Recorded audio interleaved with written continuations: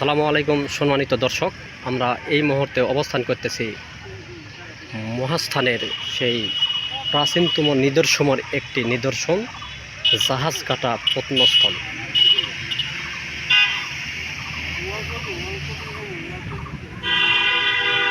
এখানকে প্রবেশ মূল্য দেশি ট্যুরিস্টের জন্য 20 টাকা এবং বিদেশি ট্যুরিস্টদের জন্য 300 টাকা।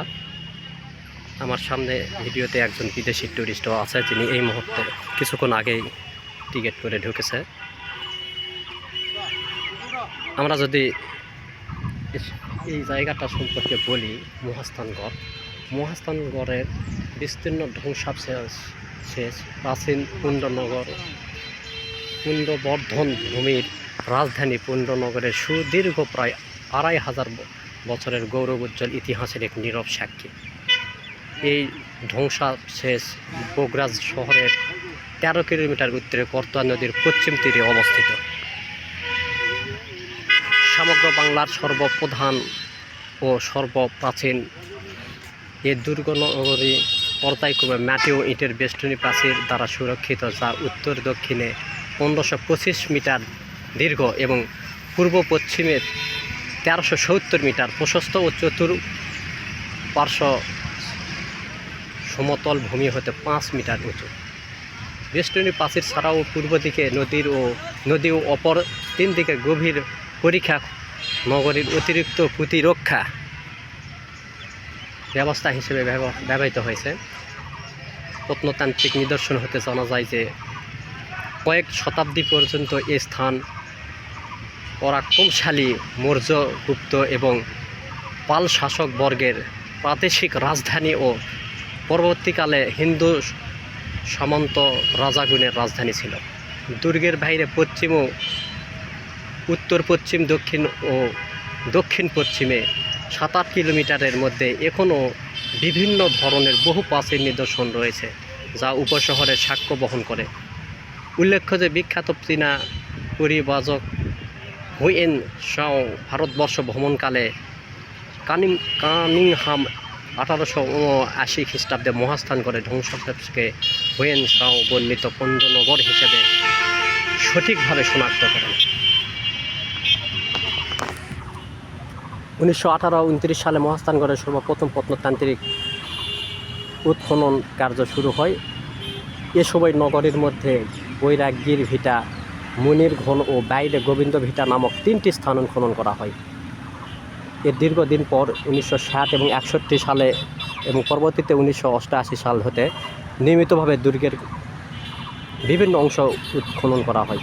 তবে 1999 পর্যন্ত পূর্ব দুর্গ প্রাচীরের মধ্যবর্তী এলাকায় খনন করা হয়। দ্বিতীয় পর্যায়ে 2000 সাল থেকে মাজারের পশ্চিম পাশে খনন কাজ করা হয়।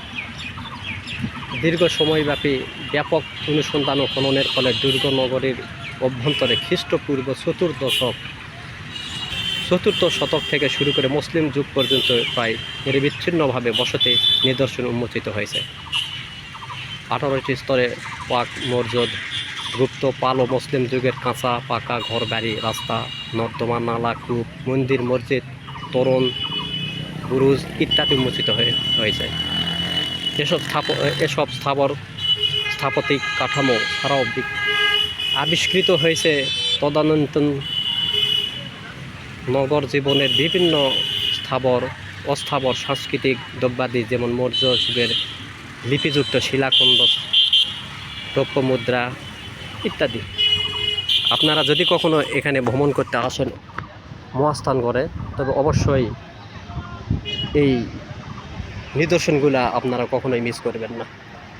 আমি এই মুহূর্তে জাহাজ কাটা প্রত্নস্থলে অবস্থান করতেছি এবং আপনার চেষ্টা করতেছি আপনাদেরকে এই জায়গাটাকে দেখানোর।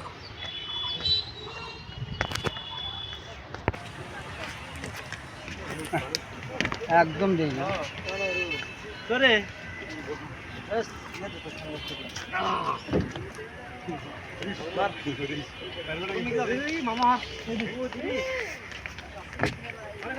খালি লোক বাউন্ডার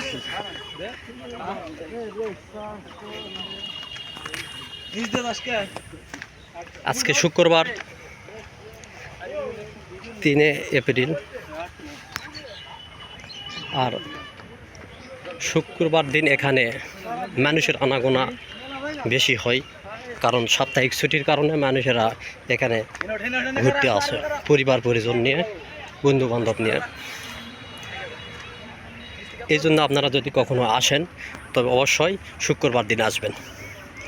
শুক্রবার দিন ছাড়া যদি আসেন তাহলে দেখবেন মানুষের আনাগোনা কম থাকবে। এটা আপনাদের কাছে একটু খারাপ লাগবে, কারণ একটা দর্শনীয় জায়গা ভ্রমণে যখন যাবেন তখন সেখানে যদি লোক সংখ্যা না থাকে, এটাও আপনাদের ভালো না লাগার একটা কারণ হতে পারে।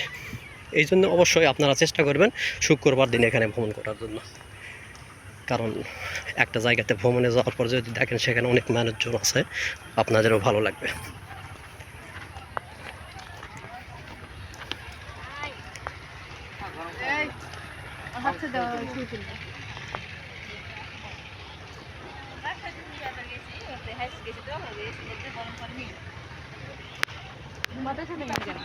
যা দেখতেছেন তাই, এখানে শুধু ধ্বংসাবশেষ পড়ে আছে।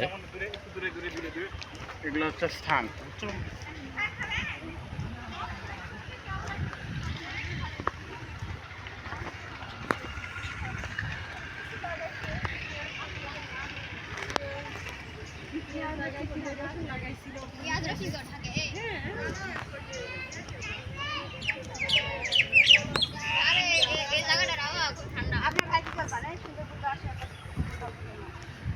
যারা যদি না দেয় আমাদের করতে দুইটা দেখি। আপনারা সবসময় চেষ্টা করবেন যে এখানে ভ্রমণ করতে হলে শুক্রবারকার দিন ভ্রমণ করবেন।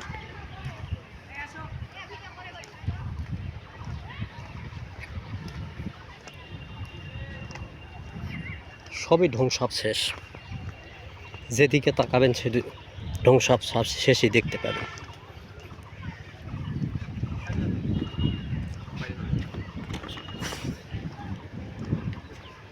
এখানে এরিয়া গেছে একটি দোকান,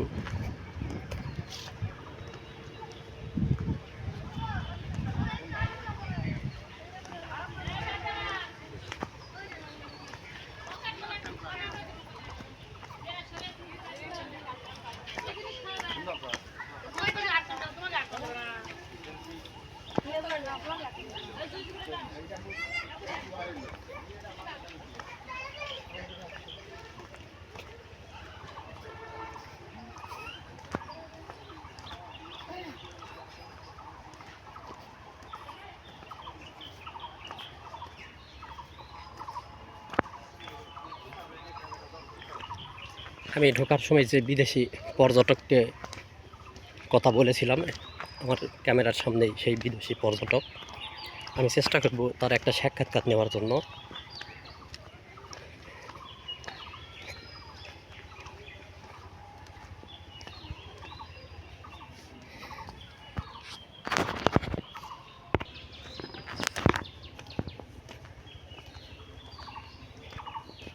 আমরা যে নিদর্শনটাই দেখার জন্য ঢুকেছি সেটার নাম হলো জাহাজঘাটা প্রত্নতন্ত্র।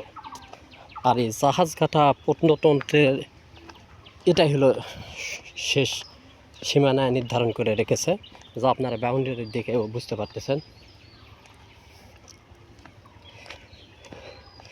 তবে তার মানে এই নয় যে তারপরে আর কিছু নেই, আসলে তা না। আমি যদি আপনাদের দেখাতে চাই তাহলে আপনারা দেখতে পাচ্ছেন যে এরপরও কিন্তু এই মহাস্থানগড়ের ধ্বংসাবশেষ শুধু পড়ে আছে। আপনি এদিক দিয়ে যত দূরই যান না কেন দেখতে পাবেন শুধু এই ধ্বংসাবশেষ।